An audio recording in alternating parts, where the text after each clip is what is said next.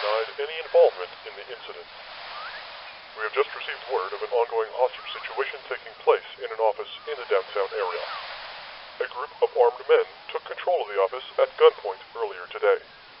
Most of the employees escaped relatively unharmed during the initial chaos of the takeover, but 4 people are unaccounted for and have been verified to be hostages. The reason behind this terrorist action remains a mystery. With no end to the conflict in sight, authorization has been given for a SWAT team to enter the office and attempt a daring hostage rescue. In other news, the president has said today,